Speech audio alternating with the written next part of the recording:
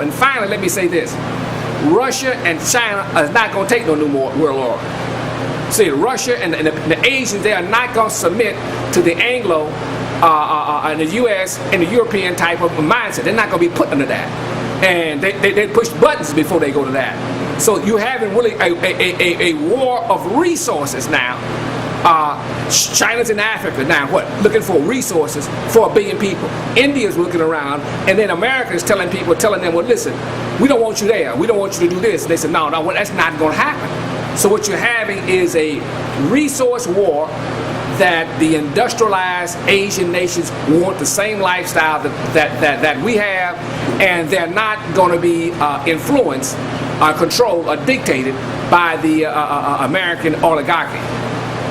Let's close out. Let's do a little soothsaying for the next 5 to 6 months, beginning of 2009. What's going to happen? What you're going to have is a continued collapse in the economy. You're going to have the next 4 or 5 months, before Obama gets in, looking for more crisis in banks, further increase in prices. I mean, prices are really going to increase in the fall for beef, food prices.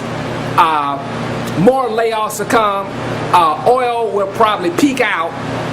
Gold and silver will probably take off. People will be more firmly pressed. And listen, foreclosures will continue to go through the roof. Real estate is a dead duck, but you got these foreclosures that are coming through at ever increasing prices. And then that will definitely slow the economy down. And on top of that, you got commercial real estate. It's dead. I mean, you go to these shopping malls now, and only the small stores, they're all gone. Small people, only the anchors are there. So you got the commercial real estate that's gone. You got the housing market that's gone. You got really hyperinflation that's beginning to take place, and the dollar will continue to slide as these commodity prices continue to raise. And our politicians will come up with, like the Congress, will continue to come up with all types of crazy ideas to try to regulate the prices, like they try to regulate the commodities by preventing people from trading on a commodities exchange. Everybody's trying to get rid of this. Nobody's telling us the reason that commodities are so high is a result of the falling dollar, and the Fed will continue to print money to keep the banks solvent. They're not going to save anybody. They got to save these banks. They got to save J.P. Morgan. They got to save Lehman Brothers. All your Wall Street. They are basically insolvent, folks.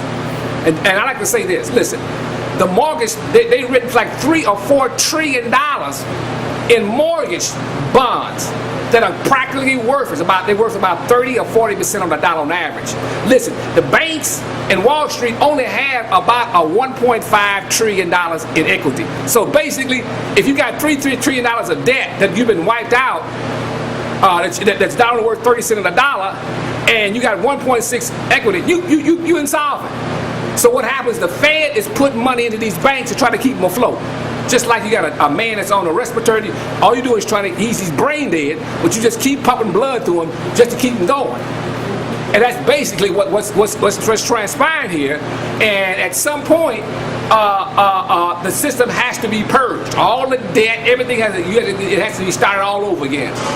So that is where you're at in these next 3 to 6 months here in America, and also Europe. Europe's got its problems because Germany is the engine there, and you got Spain, Greece, and those southern on the Mediterranean. They all are insolvent, and what they want is more inflation. And Germany said, "Well, no, we remember the Weimar." During Germany, the Weimar Republic, when they had wheelbarrows of money, they said, no, we're not going to have any inflation. And in fact, they have dollars that have been printed in Germany. They have a certain serial number on it. And the Germans are saying this, listen, we're only going to accept German marks. We're not going to accept marks from Greece because they're not worth the same thing. So again, the world is in a titsy financially. And as America falls, the whole thing falls, because there is nobody of the exporters in the world, all the people that makes these factories in China, most of that stuff is shipped to America. Now, if the Americans ain't got no job, who gonna buy that stuff? So eventually you have a collapse of the economy. And when we say collapse, that doesn't mean that commerce doesn't stop. It just goes on at a slower pace. It's like during the Depression. You had about 35-40% unemployment, but 60%, 70% of the people worked. but you had these massive soup lines. And the markets continued to go on. They didn't work as well, but people did buy and trade, but they didn't make as much money, but they did make some money. But the vast majority of the middle class would be wiped out because of this. Because most middle class has two things. They have their savings in the stock market, which will be worth anything, and their savings in their house. In their house, and with those two gone, hell, they're impoverished. And there is no jobs available, not unless they start an infrastructure or a WPA program to rebuild these levees and stuff like that. And then that is if the Carlyle Group and the Bloodlines want it. So the people are going to have to really be pushed the pain to face these families and realize to get their rights, to fight this evil, they're going to have to rise up. And most people are still asleep or in a state of denial. And demonstrations won't do this as much as it is. You're going to have to do something quick and fast as this thing begins to melt down. But those are the basic things that will happen in the next 6 months. And I'll say this, those of you that are Americans, you should go to Bloomberg. Just look at the headlines. Bloomberg or MarketWatch. Bloomberg would be a very good place to go because it gives you world news. And you can look at the financial news there, just the headlines, and you would see the things that are on Bloomberg, which is financial news to the financial community. They don't even show it on CBS, ABC, and Fox. It's not even shown there. Nobody told you that the stock market, June, was the lowest in the last, since the Great Depression. It lost 10% in stock market. The Dow Jones was down 10% in June, and that was the lowest decline since the 1930s when the stock market was down 18%. Did they tell you that? Nope. They ain't told you nothing. But they have all these little things about the zoo and environment, all this crazy stuff, when you don't know whether or not that you're going to have a job tomorrow morning.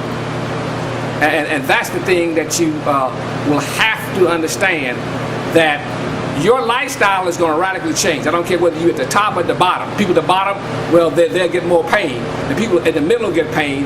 And only about 4 or 5% of the people will be able to prosper from this situation because they have taken the right steps to see the storm coming. That's your gold, silver, your commodity. That's why everything is going up. Everybody is trying to flee financial assets and purchase things, hard assets, gold, silver, even lead, copper. Penny, bring me my copper bar here.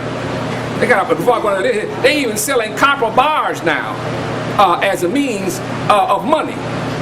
So, and this is How much is it? How much is that? I ain't gonna tell you. Well, copper is $4 a pound. Okay, $4 a pound. See, and here's 1 kilo, 2.2 pounds. This is a copper bar. They beginning to sell this because they say when silver runs out in America, you're going to have to use copper. Wow. See, and a copper penny, I told you, is worth more than 1 cent. It's almost worth 2 cents. 1982 pennies. And it's just to show you how crazy inflation is. So what the people decide to do, they're going to keep inflating this thing and inflate this thing until it can't be inflated no more. Excellent, Dr. Warren. Give him a big hand.